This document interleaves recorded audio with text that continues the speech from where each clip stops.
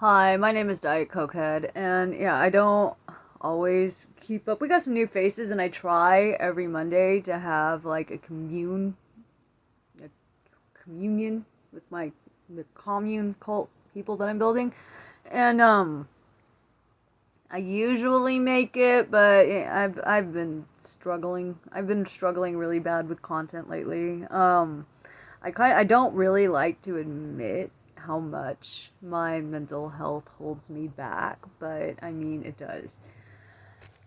The thing is, it's not as dramatic as it sounds. Like I think that the worst part of it is like at least whenever I'm with like I have to be so fucking careful about how I talk about it now because all of my videos are getting taken down, especially my older ones about my mental health and stuff.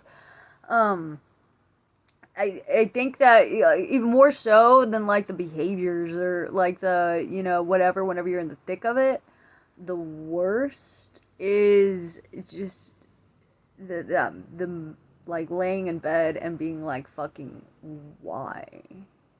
Because like as I get older and stuff, it's like whenever I was younger, my mental illness, I felt like it was justified. Like it was like I hated myself so fucking much that like it at least made sense.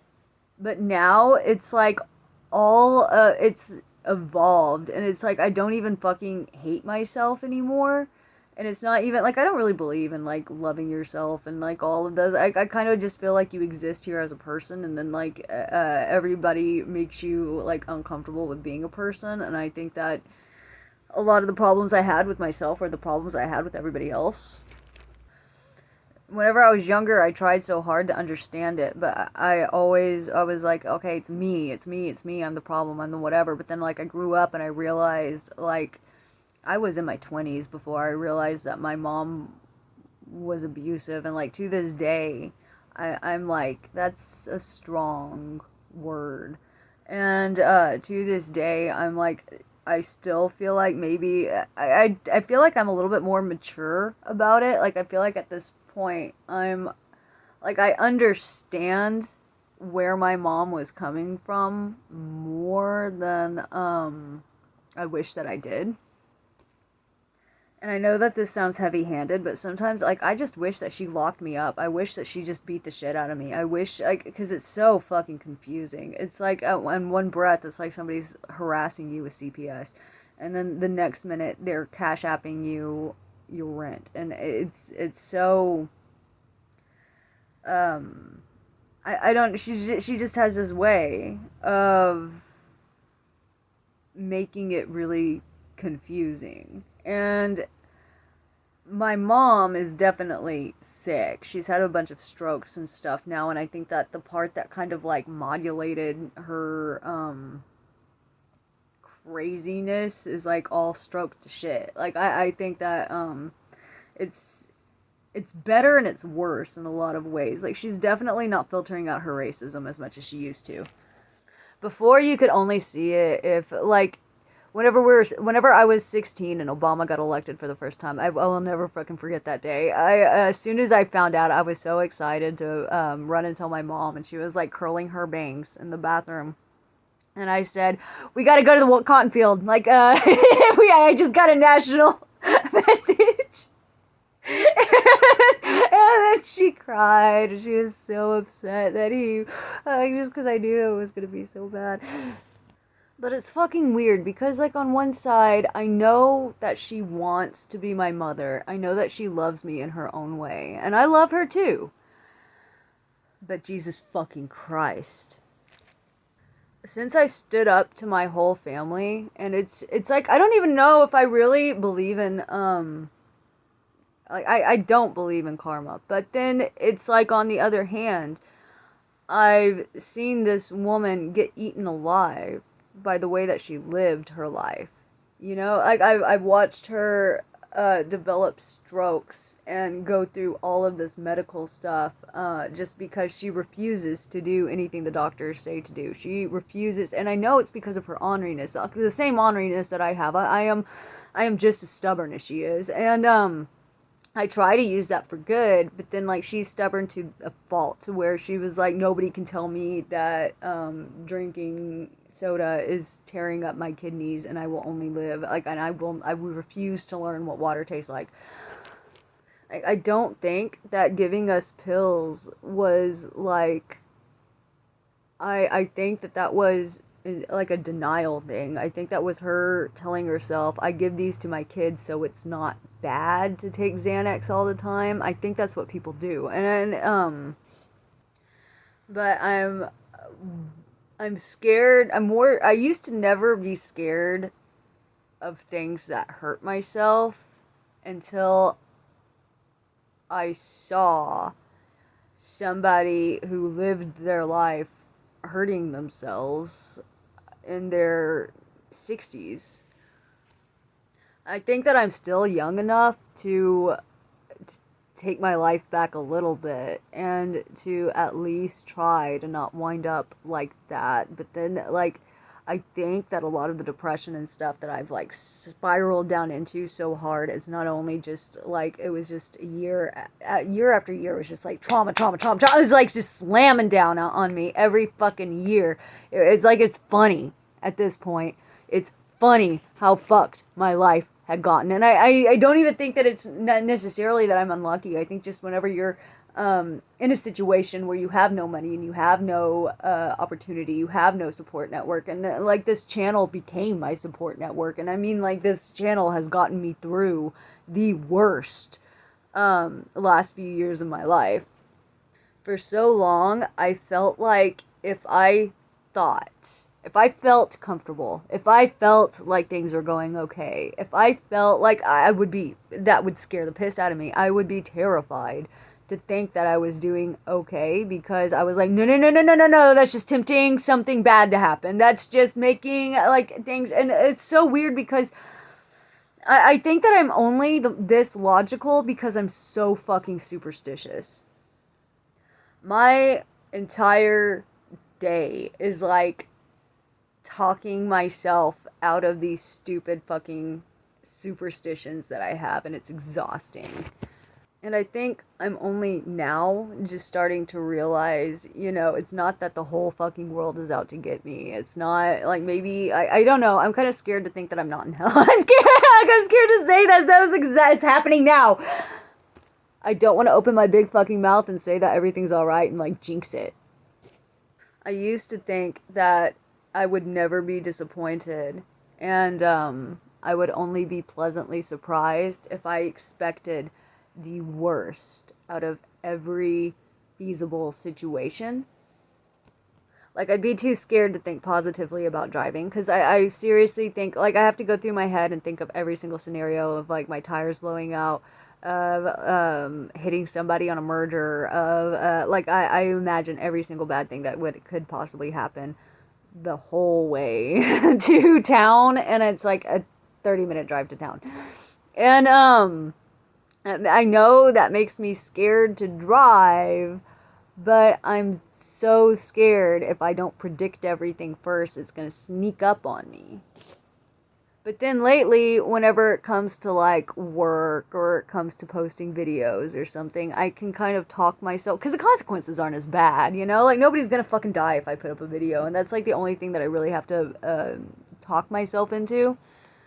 I mean, for fuck's sake, if anybody comes and gives me hate on this channel, then they're just fucking admitting that they're obsessed with me. Like, at this point, like, I've had a few instances of like people that come and give me like repetitive shade and whatever, and it's like, why would you, like, I'm such a tiny little channel, like, why does it fucking matter to you what I say or think or something? But I have rubbed some people the wrong way, and I always have, and I always will.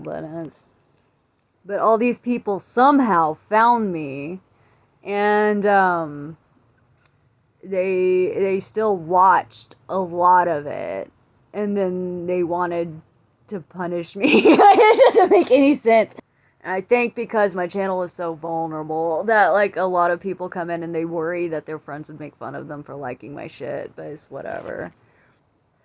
I've been doxxed by fucking 4chan. Well, like, one of my exes put me up. This was a long time ago. This was 14. This was like whenever 4chan was like the wild, wild west. This is, it wasn't that bad either. Like, seriously, it could have gone down so much worse. Usually 4chan aren't like the big, crazy, scary stories or anything. Usually it's just a bunch of stupid shit. But yeah, I could do like a whole fucking video on that shit. But my ex put me up on 4chan, and then like he put up all my information and stuff, and then like all these dudes just started messaging me, and they just want to know what's up. They just like, so they were even linking me back to his post, and then they all started doxing him and getting him instead. So I kind of I turned 4chan back around on him. That was cool. My Jesus fiction. Oh, if you want to know my bad getting trolled online story, the first time that it ever fucking happened. Oh, this is funny. This is so embarrassing. It's so crazy because I'm such an introvert and I'm such a hermit, and all my stories are like crazy ass internet stories that happened while I was alone in my room and nobody in my real life knows about. But I used to hide. It's so funny. Like, I used to fucking hide fan fiction like it was a dirty magazine. I would never. I've been writing fan fiction since I was like fucking 12, and I would never, ever, ever, ever tell anybody. It was like a dirty, shameful, horrible secret. I didn't even want my stuff to really get read and stuff. I was like so. Like, I just wanted to do it so bad. And I don't even know why. I was just, like, I used to go to bed and think about, like, my Harry Potter stories to, be able, because I can't just lay there and make myself sleep. So I had to, like, make whole stories in my head. And then I wanted to show them to people, and I wanted to share them with people who were like me. And I fuck with sad, heavy shit. Like, I really, like, I'm a trauma, angst, like, hurt, comfort. Like, I fucking love that shit. I love really trashy soap operas. I remember whenever I started watching soap operas, me and one of my online friends, we just started linking each other a soap opera that was on YouTube. And I know that I'm still on a first story, but this one's the middle. It's not relevant. Anyway, we were watching the soap opera together, and we started out making fun of it. Like, both of us were just like joking over it. We were like doing like that fucking stupid mystery science theater bullshit. And then like after the first one, we were like fucking hooked. And then we would get online and we just started watching soap operas, and we were actually enjoying it and talking about the plot and stuff. Like, we got all into it.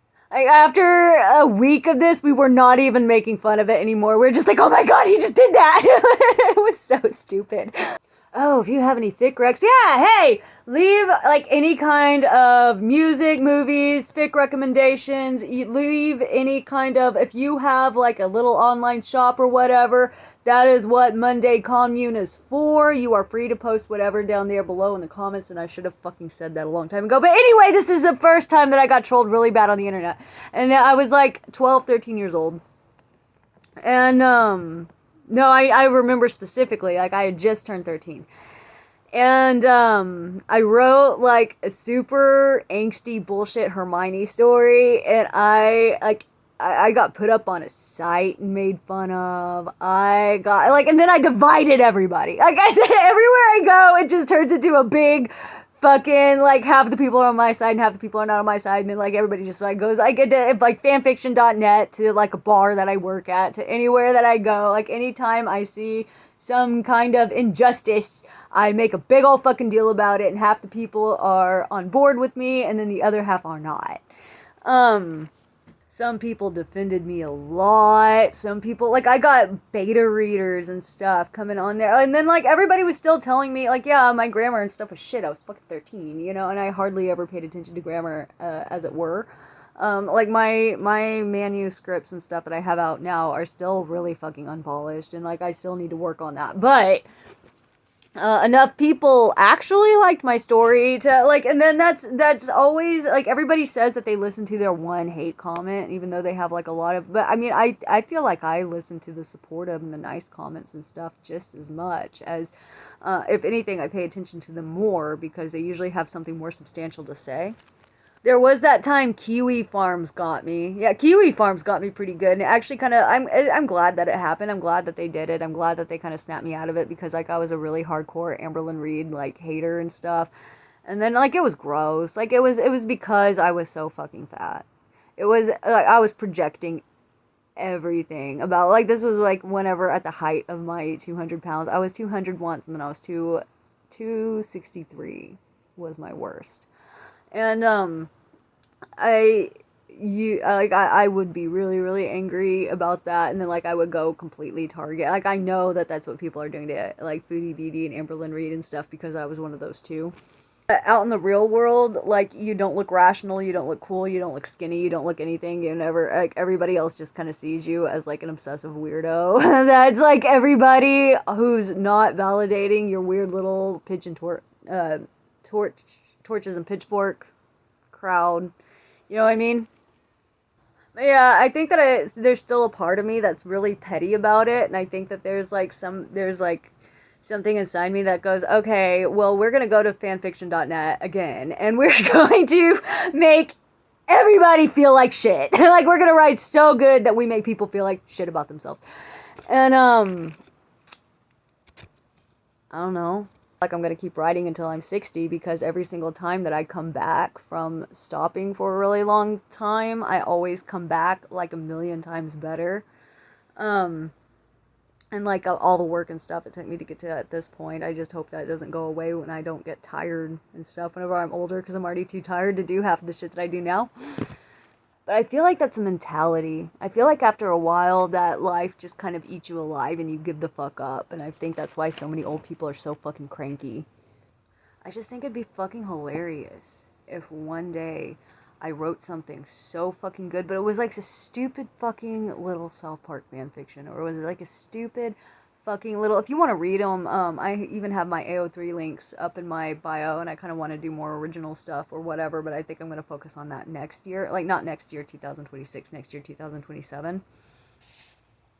For the next 1 to 3 years, I just kind of want to focus on getting myself established. So if you see like a lot of the same songs that are getting redone and redone and redone, and I mean, I want people to hear my music. It's working kind of, and I think that I have a big enough arsenal to mix it up or whatever, and I'm still like, the songs take me a really long time to memorize. They take me a really long time to get, like, it takes months and months and months and months. So I'm like, well, I mean, I would get more content if I just showed everybody the progression of them. Like, if I just did the same set every month and added 2 new songs within that rotation, and I think in 6 months I can have a couple of songs that are actually fucking perfect. Don't quote me on that. It might take me a lot longer. I don't know. I don't want to give you guys like an actual time frame, but you know what I mean. I really want to focus on like skits and comedy and stuff, but they're actually the hardest ones to get any eyes on. It kind of like, I just focus on whatever the fuck works, you know, like the hot takes and the songs. It just, I don't know. Yeah, I don't always make it to Monday Commune, but usually I try to. So at least like a solid 3 times a week you're gonna get a Monday vid. Usually 4. I'm trying. But I mean, if I do hours and hours of research on cannibals or Andy Warhol or something, that gets like 40 views. But if I just turn my camera on and I bitch about like every time I've been in a mental hospital or my ex-husband, it gets more views. So, you know, the people have spoken. But yeah, okay, Pergy. This is my cat, Pergalicious. I got some new people. I know she looks scraggly, but she's a Boonies kitty. She comes in covered in stickers every single day, and she does not like it when I brush them out, but I still do. But I like at least wait for her to be done collecting her full day of stickers. Oh yeah, when I was married to a British guy, he didn't know what a sticker was. They're these things. This is a vanilla one. The goat head ones are the ones that you really want to fucking look out for. They're fucking everywhere, and they cover everything, and they're like, it makes life impossible. I was thinking of doing a video of like Texas 6 connections to the Dalton gang, or 6 connections to Bonnie and Clyde or whatever, because like here in Texas, like everybody I know is like, has like a distant family member in like an outlaw train robbing gang, or Bonnie and Clyde or something. Like I live basically in the town Bonnie's from. And there's like a bunch of bullshit Texas lore in my family or something, I thought that would have been a fun video. I don't know. I don't really, like, as far as long form goes, I feel like it's just bullshit. Like, it's just, like, this is, like, super fan shit that I, like, make for, the people that are really into whatever and want to know more about me. I'm not saying, like, it's not like I'm hot shit or anything. It's just, like, I've noticed, like, on TikTok or something, people, like, kind of get just, like, after they get familiar with your face, they get curious about you, I guess. I don't know, like, I keep, everywhere except for YouTube that I've ever gone, I've accidentally made myself so fucking mysterious, and it's not like, because, like, I've said this before, but it's not that I'm, like, nice. It's not that I'm, polite. It's not that I'm, a snitch. It's not that I'm a snob. It's none of that stuff. I'm just quiet. Like, everywhere I go, I'm just a quiet one because, like, I don't trust myself to speak in front of a whole bunch of people. Oh my god, it didn't go over that well, so just don't shut the fuck up, you know? Yeah, keep watching. One day, maybe these will get good. I don't know. Like, yeah.